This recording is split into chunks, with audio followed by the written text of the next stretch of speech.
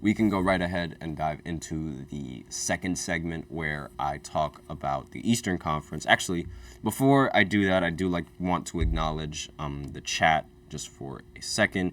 Corrido, once again, hey, what's up, Corrido? In the chat, he's asking my opinions on Steph Curry's ankle injuries and saying that Curry should go to surgery or force him to wear high tops. And it's the same ankle that he rolled on the Bulls game. So Curry has always had ankle injuries. That's been the one thing that's plagued his career. It's every so now and then he'll just go down with an ankle injury and it'll sideline him for a few games. So I don't really think there's much that can be done to change it. Even if he does wear high tops, I really don't think that's going to affect much because he also wears ankle braces to make sure that his ankle doesn't do that.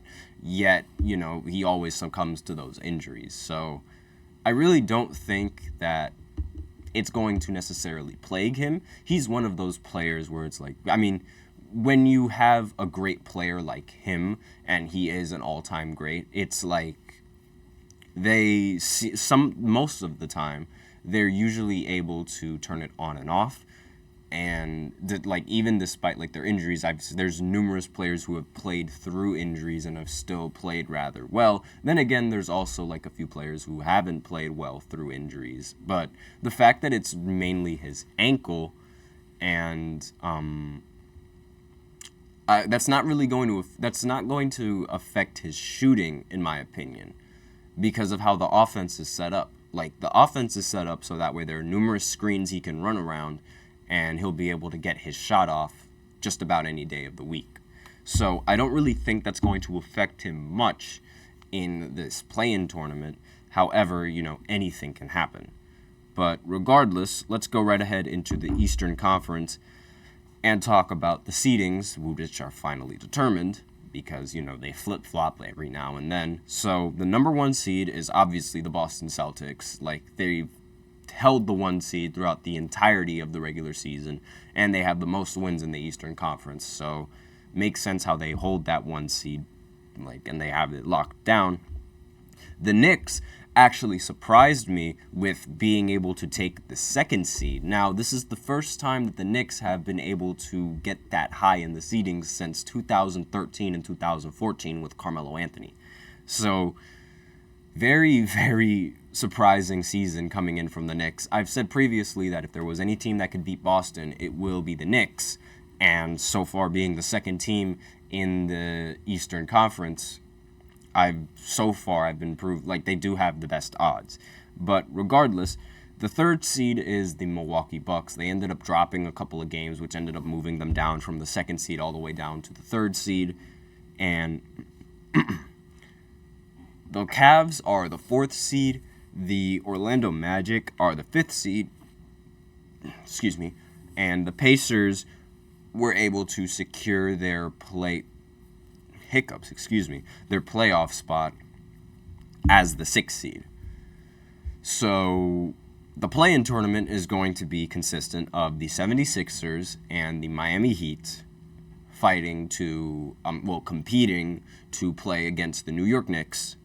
And then the next round of the play-in is the Chicago Bulls going up against Atlanta, seeing who could compete for the 8th seed and who would win in that matchup right there. So, obviously, the winner of the 9th and the 10th is going to have to play the loser of between the 7th and the 8th. But I really think we can sort of disqualify the 9 and 10th seed because, quite frankly, with the Sixers and the Miami Heat being in the play-in, I really don't think that the Bulls or the Atlanta Hawks have anything to be able to stop either of those teams. The gap between the 9th seed and the 8th seed is 5 games. So with that in mind, I just think that the 7 and 8th seed are just by far that much better than the 9 and 10 seed. So I'm not really going to talk much about that play-in tournament, that matchup specifically, because I just don't see that I just don't see either of those teams making the playoffs. It's going to be between the Sixers and the Miami Heat. Now, depending on who wins the first game is really like that's the real anticipation, because whoever wins the first matchup goes up against the Knicks. And I feel like the Sixers or the Miami Heat, they have a really good chance of beating the Knicks, even though, as a relative close to New York, I don't see either of those teams beating the Knicks, but it could happen. The Miami Heat, they're notorious for making ridiculous playoff runs regardless of what seed they are. So anything can happen in these playoffs, and I really wouldn't put it past either of these teams to be able to beat the Knicks. Now, if one of those teams loses, so if Miami ends up losing, then they might have to play against the Boston Celtics in the first round, which will be a repeat of the Eastern Conference Finals matchup where Miami almost blew a 3-0 lead, but they ended up beating the Boston Celtics while the Celtics were at home in a blowout win. So there might be a lot of revenge fueled into that matchup in the first round, which will allow the Celtics to be able to win. And I really don't think that Miami has a chance of making it deep unless they win the first round of the play-in. Unless they win the first play-in game. I don't think they're going to have what it takes to beat Boston this year. And as for the Sixers never are able to beat Boston. So I don't see that changing whatsoever, even though they just got Embiid back and, their team is much, much better with Joel Embiid. I genuinely do not see that happening. So I think the Sixers' playoff hopes, they're basically it. They have to win the play-in, and then they're just going to lose in the first round. That's my prediction for the Sixers, simply because it's just they do this every single time. And it's most likely not going to change. So the most anticipated matchup of the Eastern Conference is going to be the Bucks going up against the Pacers. So this has potential to be very, very exciting, because if you guys remember, earlier in the regular season, Giannis and a couple of Indiana staff members, they got into a little bit of debate and a little bit of a heated exchange because Giannis wanted the game ball, but they weren't giving Giannis the game ball.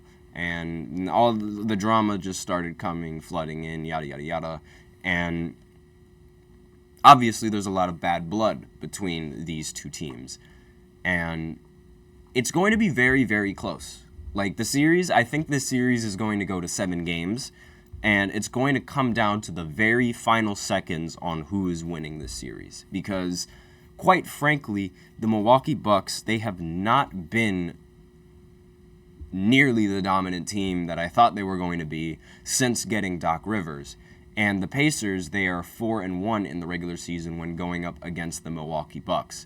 So they have a lot of experience beating the Bucks in this matchup, as opposed to Bucks, who are kind of struggling right now. So I could definitely see the Pacers beating the Bucks in this series, which is why I think this series is going to go to 7 games, because I could also see the Milwaukee Bucks just turning it on, figuring it out with Dame and Giannis, and being able to, because in the playoffs, the offense starts shifting to a half-court set. So the pacing is going to be a little bit slower, and I'm not entirely sure if the Pacers' high-powered offense is going to be just as high-powered as it was in the regular season, where teams were very lazy getting back on defense, and which allowed the Pacers to get open threes. In a playoff matchup, it's very, very different.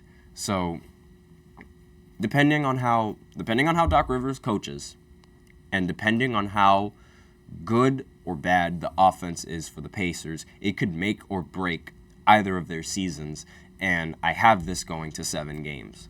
So I have no idea which of the teams are going to end up coming out on top, just because of how all of the things that I just brought up. Now, the Cavs, they match up against the Orlando Magic. So this is arguably the best matchup that the Cavs could really ask for, when talking about like playoffs and the matchups, because I said previously like they did not want to match up against the Knicks. That would be really, really bad considering how they lost to the Knicks in the first round the previous year, and the Knicks only got better since then.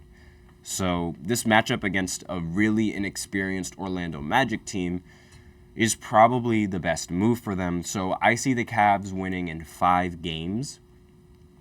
Usually Orlando, like, they steal like one game, like no matter what opponent they go up against. So I have the Cavs winning in 5. I don't really see the Orlando Magic making it out, even though it is a possibility. But Donovan Mitchell in the playoffs is just another animal. So I really don't see them losing that series. So it's really going to come down to the Bucks and the Pacers, because that, I think, is just by far the best matchup in the entirety of the Eastern Conference. Now, Miami against the Knicks, that would be a very good matchup. I think that since, Miami was able to beat the New York Knicks last year because, some of the players were injured and it was just Jalen Brunson doing the most he could going up against the Miami Heat, I think there's also going to be some revenge fueled into the Knicks and trying to win in that series. I feel like they're going to take that series much more personally than they would any other series. And so I have that series, if that does end up happening, going to 6 games or even 7 games in favor of the Knicks. So that's another matchup that I'm really looking forward to in these playoffs. I genuinely do not expect the Atlanta Hawks to make any kind of noise, and I don't expect the Chicago Bulls to make any kind of noise either. But that's just me. So, and again, whichever of those teams ends up making it out and goes up against the Boston Celtics, I think the Celtics are just going to make it out anyway. So those are my thoughts on the playoffs and the overall playoff picture. So with that, we are out of time for this second segment and part 2 of the playoff review, I guess you could say. That rhymed, Dr. Seuss. But regardless, we're going to go into the third segment where I give a quick recap of all of the NBA games that went down last night, and as well as a recap of the season as a whole. Maybe talk about like some of who I think is going to win some really important awards, things of that nature. So I will be right back after this short break. Looking for your daily fix of sports talk without having to pay for it? GSMC Sports Network is available on YouTube. Just search GSMC Sports Network. Get your fix of daily sports talk shows on YouTube, absolutely free. NFL, college football, NBA, MLB, MMA, UFC, fantasy football, and so much more. GSMC Sports Network has shows running all day long, with new sports shows starting every 2 hours. Just like on your favorite cable sports channel, except GSMC Sports Network is absolutely free. Just search GSMC Sports Network on YouTube to catch one of your new favorite shows, like the GSMC College Football Podcast, Chip Shot Football Podcast, Hoops and Heels Women's Sports Podcast, GSMC Basketball Podcast, and so many more. Check it out for yourself. GSMC Sports Network, now available on YouTube absolutely free. Search GSMC Sports Network on YouTube right now.